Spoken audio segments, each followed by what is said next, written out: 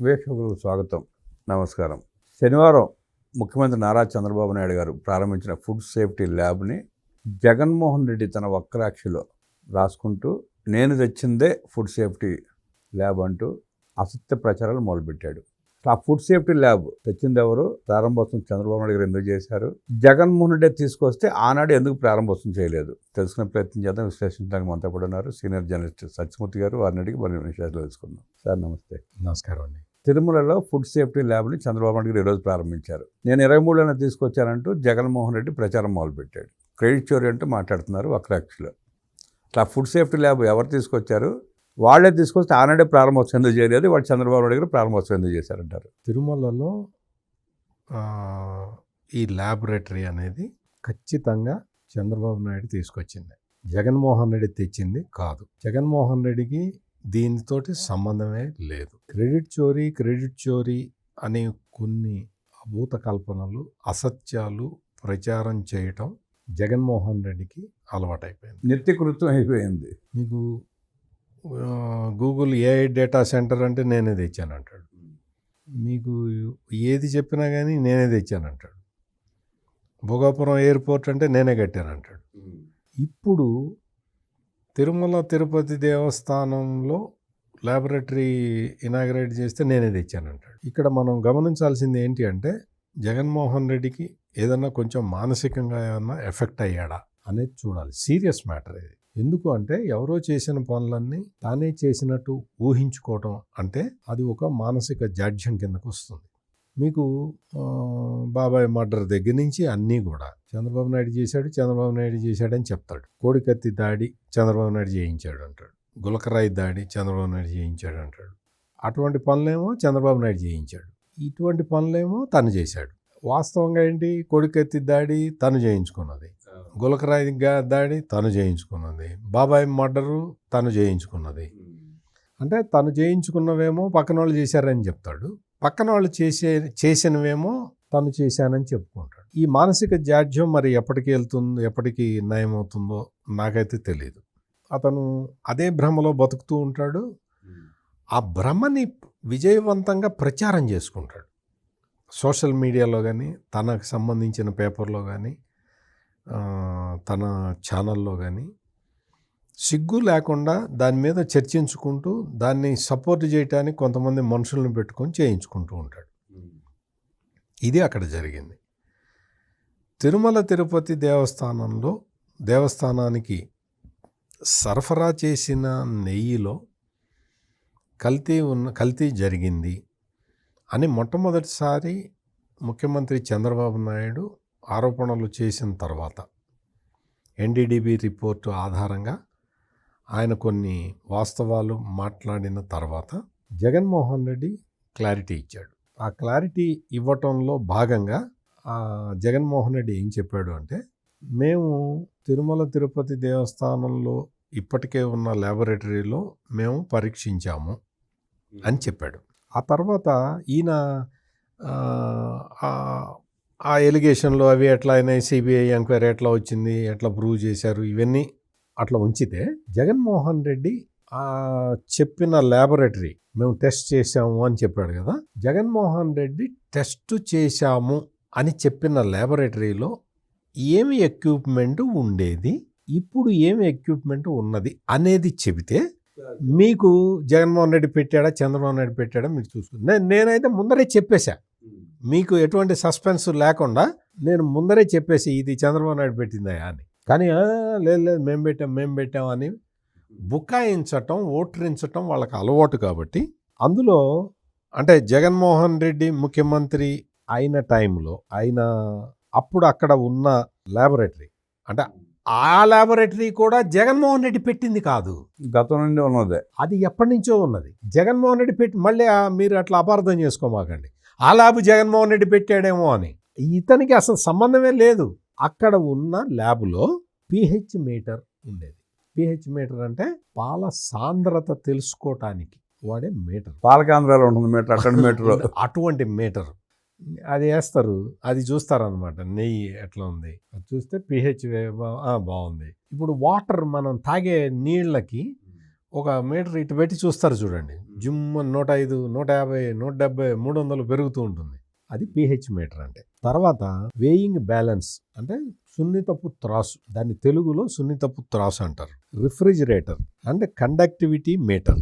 ఇవి టీటీడీ ల్యాబ్లో ఉన్న పరికరాలు. ఇవే ఇప్పుడు నేను చెప్పినవే. 4వ పరికరం లేదు అక్కడ. ఈ పరికరాలతోటి ఎప్పటి నుంచో టీటీడీ ల్యాబ్ మెయింటైన్ చేస్తూ ఉన్నది. ఇది జగన్మోహన్ రెడ్డి పెట్టిన ల్యాబ్ కాదు. అక్కడ ఉన్న మొత్తం ఎక్విప్మెంట్, కుర్చీలు, బల్లలు అన్నీ లెక్కేసినా 50,000 కన్నా మించవు వాటి రేటు. అది ల్యాబ్. అది ఎందుకు అట్లాగే ఎందుకు పెట్టారు అంటే అంతకు ముందు వెంకటేశ్వర స్వామిని మోసం చేసే దౌర్భాగ్యులు పుడతారని వాళ్ళకి ఎవరికి తెలియదు. ఊహించలే ఎవరు. వెంకటేశ్వర స్వామి దేవదేవుడు కదా, దేవదేవుడిని మోసం చేసేవాడు ఎవడన్నా ఉంటాడా అని ఏదో నామకహ అక్కడ ఒక ఇది పెట్టారు, అంతే సింపుల్. ఈ దరిద్రం అంతా ఇప్పుడు వచ్చి పడ్డది కదా. వెంకటేశ్వర స్వామి లేదు, నీకు అలవేలు మంగమ్మ లేదు, గోవిందరాజ స్వామి లేదు, అందరినీ మోసం చేస్తారు.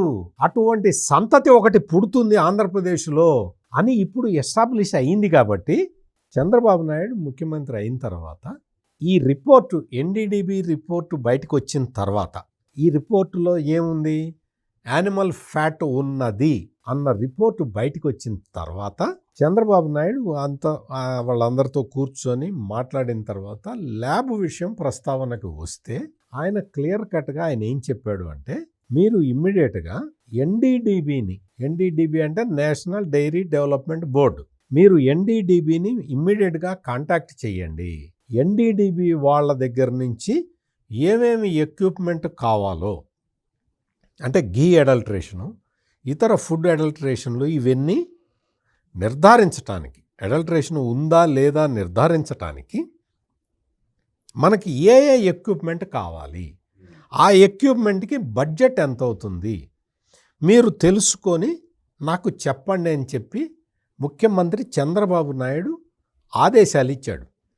ఆదేశాలు ఇస్తే తిరుమల తిరుపతి దేవస్థానం వాళ్ళే కాకుండా రాష్ట్ర ప్రభుత్వ అధికారులు ఎన్డీడీబీకి లెటర్ రాశారు. ఏమని లెటర్ రాశారు అంటే, అయ్యా మేము ఇట్లా ల్యాబొరేటరీ పెట్టాలనుకుంటున్నాము, మా దగ్గర దౌర్భాగ్యులు, వెంకటేశ్వర స్వామిని మోసం చేసే దౌర్భాగ్యులు తయారయ్యారు, ఆ దౌర్భాగ్యుల నుంచి వెంకటేశ్వర స్వామిని కాపాడుకోవాలి కాబట్టి మేము ఏమేమి ఎక్విప్మెంట్ పెడితే అది సాధ్యం అవుతుందో చెప్పండి అని లేఖ రాశారు. లేఖ రాస్తే దానికి ఎన్డీడీబీ ఏమి సమాధానం ఇచ్చిందో తెలుసా రామబ్రహ్మం గారు? అయ్యా, ఇది పవిత్రమైన కార్యం, వెంకటేశ్వర స్వామికి సంబంధించిన కార్యం. మేమేం చేస్తామంటే ఏమేమి ఎక్విప్మెంట్ కావాలో ఆ ఎక్విప్మెంట్ అంతా మేము డొనేషన్ లాగా స్వామివారికి ఇస్తాము. మేము ఎప్పటి నుంచో మేము అనుకుంటున్నాము, స్వామివారికి మేము సేవ చేసే ఛాన్స్ కోసం, అదృష్టం కోసం మేము చూస్తూ ఉన్నాము. ఇన్నాళ్ళకి మాకు స్వామి కృప వల్ల మాకు ఆ అవకాశం మాకు వచ్చింది అని చెప్పి ఎన్డీడీబీ వాళ్ళు ఆ కావలసిన ప్లాంట్ అండ్ మెషినరీ తీసుకొచ్చి ఇవ్వటానికి, డొనేషన్ లాగా ఇవ్వటానికి వాళ్ళు సంసిద్ధత వ్యక్తం చేశారు. జగన్మోహన్ రెడ్డి, ఇప్పుడు నేను చెప్పిందంతా నీ టైంలో జరిగిందా? నీకేమన్నా గుర్తుందా? కొంచెం గుర్తుంటే చెప్పవా? ఇదంతా నేను ప్రొసీజర్ చెప్తున్నాను కదా, ఎట్లా జరిగిందనేది. ఓకే, అయిపోయిన తర్వాత ఎన్డీడీబీ ఎప్పుడైతే మేము దాన్ని డొనేషన్ లాగా ఇస్తాము అని చెప్పారో, వెంటనే ఇక్కడ మొత్తం టోటల్గా Tirumala Tirupati Devasthanam joint executive officer Venkaiah Chowdary, ఆయన ఈ మొత్తాన్ని ఒక ప్రెస్టీజియస్ దీనిగా తీసుకొని 9 నెలల్లో మొత్తం దానికి సంబంధించిన సెటప్ మొత్తం రెడీ చేసి పెట్టాడు. రెడీ చేసి పెడితే ఈ ల్యాబ్ రెడీ అయింది. ఇది జరిగింది. 9 నెలల్లో కట్టారు. దీనికి సంబంధించి ఈ రోజున నేను జగన్మోహన్ రెడ్డి టైంలో, అంటే అతను పెట్టింది కాదు, అంతకు ముందర పెట్టిన ల్యాబు, ఆ ల్యాబ్లో ఉన్న వస్తువుల విలువ ఎంతో చెప్పాను కదా, 50,000 కన్నా తక్కువ ఉంటుందని. ఇప్పుడున్న ఎక్విప్మెంట్ వాల్యూ ఎంతో తెలుసా? ఒక్కసారి మీరు వీలైతే జగన్మోహన్ రెడ్డిని అడగండి, ఈ ఎక్విప్మెంట్ విలువ ఎంత అని. ఆయన పేపర్లో రాసుకుంటా, ఎఫ్ఎస్ఐ సిఇఓ కమలవర్ధన్తో చర్చలు జరిపాడు జగన్మోహన్ రెడ్డి. దానికి గాను 20 కోట్ల రూపాయలు ఖర్చు పెట్టా కూడా అంగీకరించాడంటే రాసుకొచ్చారు వాళ్ళు 23లోనే. నేను అదే చెబుతున్నా. ఇప్పుడున్న ఈ ఎక్విప్మెంట్ కాస్ట్ ఎంతో ఒక్కసారి జగన్మోహన్ రెడ్డి చెప్పాలి. 77 లక్షల రూపాయల ఖరీదైన ఎక్విప్మెంట్ ఇప్పుడు అక్కడ ఉంది. మిగిలిన బిల్డింగ్ మనమే కట్టుకోవాలిగా. ఇదంతా కూడా ఈ ప్రాజెక్టు మొత్తంలో FSSAI వాళ్ళ పర్యవేక్షణలో చేశారు. ఎందుకు చేశారు అంటే FSSAI వాళ్ళు food safety and standards authority of India వాళ్ళు ఒక చట్టం ఉంది, వాళ్ళ తయారు చేసిన ఆ చట్టాన్ని ఇంప్లిమెంట్ చేసేందుకు ఈ సంస్థ ఏర్పడింది. ఈ చట్టంలో కొన్ని క్లాజులు ఉన్నాయి. అంటే నెయ్యికి సంబంధించినవి, పాలకు సంబంధించినవి, మిగిలిన అన్నీ కూడా. వీటన్నిటినీ కూడా టీటీడీ అడాప్ట్ చేసుకున్నది. మళ్ళీ మీరు క్వశ్చన్ అడగచ్చు, మరి జగన్మోహన్ రెడ్డి టైంలోనే ఇవన్నీ జరిగినాయా అని. జగన్మోహన్ రెడ్డి టైంకి ఆ చట్టం ఉన్నా కానీ ఆ చట్టాన్ని టీటీడీ వాళ్ళు అడాప్ట్ చేసుకోలేదు. ఎందుకు చేసుకోలేదు? ఆ చట్టం ప్రకారం కల్తీ చేయటానికి అవకాశం ఉండదు. అందుకని ఆ చట్టంలో ఉన్న క్లాజుల్ని తీసి పక్కన పెట్టేశారు. ఇది జగన్మోహన్ రెడ్డి చేసిన మీకు కల్తీ నెయ్యి చేయటానికి కుట్ర అక్కడి నుంచే మొదలైంది.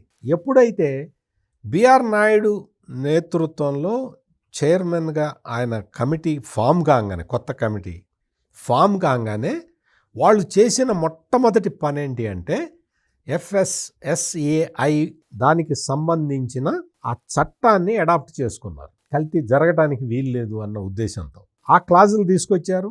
ISO సర్టిఫికేషన్ ఉన్న కంపెనీలు మాత్రమే టెండర్లలో పార్టిసిపేట్ చెయ్యాలి అని ఒక నిబంధన తీసుకొచ్చారు.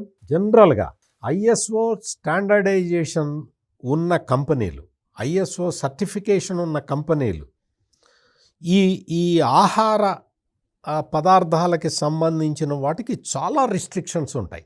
అంతే కఠినమైన నిబంధనలు ఉంటాయి. ISO సర్టిఫికేషన్ ఉన్నవాళ్ళు మాత్రమే ఇందులో పార్టిసిపేట్ చేయాలి అన్నది అడాప్ట్ చేసుకున్నది బిఆర్ నాయుడు ఆధ్వర్యంలో బోర్డు.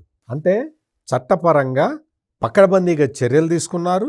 ఈ అధునాతన ల్యాబ్ని తీసుకొచ్చి, అంటే ఈ ల్యాబ్లో కొత్తగా చంద్రబాబు నాయుడు తీసుకొచ్చి పెట్టిన ఈ ల్యాబ్లో పాలు, నీళ్లు, ఆయిల్, ఘీ, ఇతర ఆహార పదార్థాలు అన్నీ టెస్ట్ చేయొచ్చు.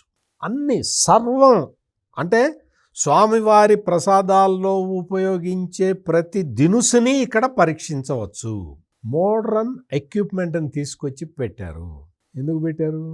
కల్తీ నెయ్యి కొని కిలోకి 25 రూపాయలు కమిషన్ తీసుకుందామన్న ఆలోచన లేదు కాబట్టి పెట్టారు. ఈ వాళ్ళ పేపర్లో రాసుకోవడం, వాళ్ళ ఛానల్లో చెప్పుకోవటం, వాళ్ళ సోషల్ మీడియాలో ప్రచారం చేసుకోవటం, జగన్మోహన్ రెడ్డి వచ్చి తన విలేకరుల సమావేశం అంటూ అతనేదో పచ్చి అబద్ధాలు చెప్పటం, ఇదంతా మామూలే. కానీ ఇప్పుడు నేను చెప్పిందంతా కూడా ఆన్ రికార్డ్ ఉన్నదే చెప్పాను. నేను ఇందులో ఏది కల్పించి చెప్పలేదు, కల్పించి చెప్పాల్సిన అవసరం నాకు లేదు. అంత నిస్సిగ్గా అబద్ధాలు రాసుకోవాల్సిన అవసరం ఏముంది, చెప్పుకోవాల్సిన అవసరం ఏముంది సార్? చేయని పనులు చేసామని చెప్పుకోవడం ఎందుకు? పైగా మరి క్రెడిట్ చోరీ అని చెప్పి ప్రచారం ఏంటి? అసలు నేను చెప్తున్నా కదా, ఏమాత్రం సిగ్గు లజ్జ ఉన్నా ఇటువంటి ప్రచారం చేయరు. రెడ్ హ్యాండెడ్గా పట్టుబడే ప్రచారం ఎవడన్నా చేస్తాడా? తిరుమల తిరుపతి దేవస్థానంలో ఏ ల్యాబ్ ఉన్నది? అది ఎన్ని సంవత్సరాల నుంచి ఉన్నది? పోనీ ఆ pH మీటర్ ఉన్న ల్యాబ్ కూడా నువ్వు పెట్టింది కాదు. నా బాధ అది, నేను చెప్పే పాయింట్ అది. ఎప్పటి నుంచో అది ఎప్పటి నుంచో ఉన్న ల్యాబ్ని నేను పెట్టాను అంటాడు. ఇప్పుడు ఈ కొత్త ల్యాబొరేటరీ 9 months కొత్త ప్రభుత్వం వచ్చి ఇప్పుడు ఒక 22 మాసాలు అవుతుంది. 9 నెలల్లో ల్యాబ్ కంప్లీట్ చేస్తే నేను పెట్టానని ఎట్లా చెప్తాడు? దీన్ని బట్టి మనందరం అర్థం చేసుకోవాల్సింది ఏంటి అంటే, జగన్మోహన్ రెడ్డి చెప్పేవన్నీ పచ్చి అబద్ధాలు. ఏది వాస్తవం చెప్పడు. తనకి ఏది అనుకూలంగా ఉంటే అది చేస్తాడు. పరకామణి విషయంలో కూడా ఇదే చెప్పాడు. ఎంత పచ్చి అబద్ధం అంటే, CCTV కెమెరాలు పుట్టినప్పటి నుంచి పరకామణిలో అవి పెట్టారు. ఫస్ట్ పరకామణిలోనే పెట్టారు. పరకామణి ప్లేసు అంతకు ముందర ఎక్కడుండేది? టెంపుల్ లోపల ఉండేది, స్వామివారి సన్నిధిలో ఉండేది, స్వామివారు చూసే విధంగా ఉండేది. దాన్ని తీసుకొచ్చి పరకామణిని తీసుకొచ్చి టెంపుల్కి దూరంగా పెట్టిన వ్యక్తి ఈ జగన్మోహన్ రెడ్డి. దూరంగా పెట్టి ఏం చేసావు? అంటే స్వామివారి ఎగ్జాక్ట్లీ స్వామివారికి ఇంక చూడరులే, స్వామివారి ఇంకా చూడరు, మనం దోచుకోవచ్చు అని చెప్పి నువ్వు దోచుకున్నావు. ఆయన భక్తులు బిజీలో ఉంటాడు, మనం పట్టించుకోవడం మనం దోసుకోవచ్చు అనుకున్నాడు. ఇది అంటే ఇటువంటి విధానాలు జగన్మోహన్ రెడ్డి కావాలని ఇటువంటి తప్పుడు వార్తల్ని కన్ఫ్యూజ్ చేసేందుకు, తిరుమల తిరుపతి దేవస్థానాలకి సంబంధించిన విషయాల్లో తప్పుడు వార్తలు చెబుతూ హిందువులని కన్ఫ్యూజ్ చేయటానికి శతవిధాల ప్రయత్నం చేస్తూ ఉన్నాడు.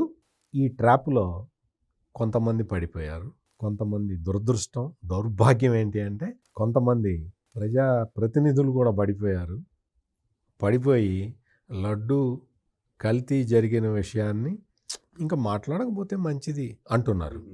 నేను అటువంటి వాళ్ళకి ఒకటే చెప్తున్నా, కల్తీ జరిగిన విషయాన్ని ఎస్టాబ్లిష్ చేసిన సిబిఐని నువ్వు అడిగావా? ఎందుకు ఎస్టాబ్లిష్ చేసావు? కేసు ఎందుకు వదిలేయలేదని అడిగావా? సిబిఐ ఏం చెప్పింది? సిబిఐ చెప్పిన దాన్ని నాలాంటి వాళ్ళు వచ్చి బయటకు చెప్తే తప్ప స్వామివారిని కించపరిచినట్టు ఎట్లా అవుతుంది? భక్తుల మనోభావాల్ని కించపరిచినట్టు ఎట్లా అవుతుంది? నువ్వు నెయ్యిలో కల్తీ కలిపితే భక్తుల మనోభావాలు దెబ్బతింటాయా? వాడు కల్తీ చేశాడయ్యా అని చెబితే భక్తుల మనోభావాలు దెబ్బతింటాయా? సరే, మొదట్లో తీవ్రంగా ప్రయత్నం చేశారు దాన్ని ఎట్లా కూడా వడ్డినేద్దాన్ని జగన్మోహన్ రెడ్డి అని. రాను వాళ్ళలో కూడా భయం పెరిగి స్వామివారితో ఆడుకోవడం అనవసరం అన్న ఉద్దేశంతో డ్రాప్ అయిపోయారు ఒక్కొక్కళ్ళు. అంటే నేను ఎందుకు చెప్తున్నానంటే ఆవేదనతో చెప్తాను. స్వామివారి పట్ల అపరాధం చేసిన వాడిని శిక్షించండి అని అడిగే ధైర్యం నీకు లేకపోతే నోరు మూసుకొని కూర్చో. అంతేకాని ఇప్పుడు తిరుపతి లడ్డు మనం కొనుక్కొచ్చానండి, అది గట్టిగా ఉంది అని ఎవరో ఒక మాజీ సినిమా యాక్టర్ ఒక అమ్మాయి పెట్టింది. చూసినప్పుడు నిజంగా చూసినప్పుడు ఈ రోజున ఇందాకనే నేను ఒక అరగంట కిందట తిరుపతి లడ్డు ఎవరో తీసుకొచ్చి ఇస్తే ఆయన తెచ్చే 2 రోజులు 3 రోజులు అయింది. నేను తింటే ఇంకా తాజాగానే ఉంది. 3 రోజులు 4 రోజులు బహుశా నేను అనుకోవటం నాలుగో రోజు అయి ఉంటుంది. జూబ్లీస్ వెంకటేశ్వర గుడికి వెళ్ళి తెచ్చుకున్నా కానీ అదే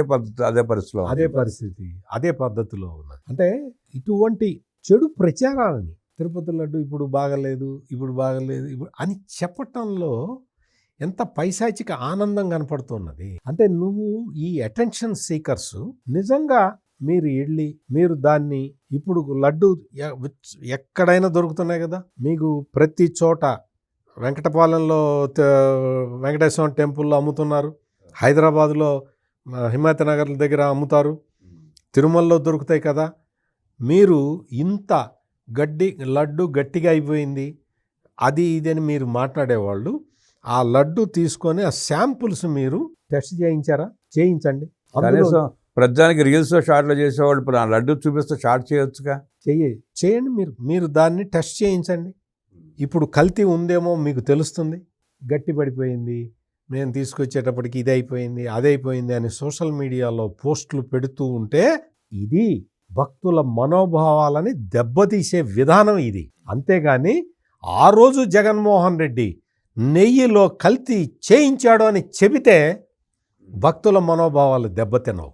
భక్తుల మనోభావాలు దెబ్బతినేది ఇటువంటి వక్రీకరణ చేసి ఇప్పుడు లడ్డు బాగలేదు అని చెప్పి జగన్మోహన్ రెడ్డి చెబుతూ ఉంటే మరి దాన్ని ఖండించు. నువ్వు సాక్షి పేపర్లో లేదు సాక్షి టీవీలో మీరు వైసీపీ సోషల్ మీడియాలో ఇప్పుడు లడ్డు బాగలేదు అని చెప్పి ప్రచారం చేస్తున్నారు కదా, దీన్ని ఖండించు. ధైర్యం ఉందా నీకు? మళ్ళీ నీకు జగన్మోహన్ రెడ్డిని చూస్తేనేమో నీకు భయం. అతనేమో ఇప్పుడు లడ్డు బాగలేదంటాడు. నువ్వు లప్సా కెమికల్ కలిపి నువ్వు లడ్డు తయారు చేస్తే ఆ లడ్డు బాగుందా? ఇప్పుడు అన్ని టెస్టులు చేసి ISO స్టాండర్డ్ ఉన్న కంపెనీల నుంచే టెండర్లు పిలిచి FSSAI నిబంధనలు స్ట్రిక్ట్గా ఇంప్లిమెంట్ చేస్తూ ఉంటే ఈరోజు లడ్డు బాగలేదా? ఈరోజు లడ్డు బాగలేదని ఒక్క Jaganmohan Reddy and company media తప్ప వేరే ఎవరన్నా చెప్తున్నారా? ఒక్కడు కూడా మాట్లాడు. ఇది పరిస్థితి. దీన్ని ఇటువంటి కన్ఫ్యూజన్ నుంచి బయటపడితే తప్ప హిందువులకి శరణ్యం లేదు. ఈ కన్ఫ్యూజన్ నుంచి బయటికి రావాలి. అంబటి రాంబాబు కూడా తిరుమలకు వెళ్ళి అద్భుతంగా ఉంది అన్నప్రసాదం కానీ లడ్డు కానీ చెప్పి తన స్టేట్మెంట్ ఇచ్చాడు. అదే వైఎస్ఆర్ కాంగ్రెస్ పార్టీ మాజీ మంత్రి. మీకు అంబటి రాంబాబు అక్కడికి వెళ్ళి అట్లా చెప్పేలాగా వెంకటేశ్వర స్వామి చేశాడు. అంతకు ముందు అన్నప్రసాదం అని మీరు చెప్తూ ఉన్నారు కదా, ఆ అన్నప్రసాదాన్ని పారేసి వచ్చారు భక్తులు జగన్మోహన్ రెడ్డి టైంలో. ఎంత ఇదిగా తినటానికి కూడా వీలు లేని విధంగా అన్నప్రసాదాలని తయారు చేశారు. అటువంటి పరిస్థితుల్లో ఒక్కడు నోరు మెదపలేదు. ఈ సోకాల్డ్ ఈ పెద్ద ఇన్ఫ్లుయెన్సర్లు భక్తులు, సామాన్య భక్తులు అడిగారు. వాళ్ళకి స్వార్థం లేదు కదా, వాళ్ళు స్వార్థం లేదు కాబట్టి డైలీ యువర్ ఈవో ప్రోగ్రాంలో నిలదీశారు ధర్మారెడ్డిని. లడ్డు ప్రసాదం బాగలేదని చెప్పి ఆ రోజునే ఒక 50-60 వేల కంప్లైంట్లు వచ్చినాయి. సామాన్య భక్తులు వాళ్ళు స్వామివారి పవిత్రతకి భంగం కలిగితే ఊరుకోరు. ఈ తుచ్చమైన రాజకీయ నాయకులు వాళ్ళ రాజకీయ కోసం, వాళ్ళ రాజకీయ ప్రాబల్యం కోసం, వాళ్ళ మనుగడ సాగించటం కోసం రాజకీయపరమైన వ్యాఖ్యలు తీసుకొచ్చి తిరుమల తిరుపతి దేవస్థానం మీద చేస్తున్నారు.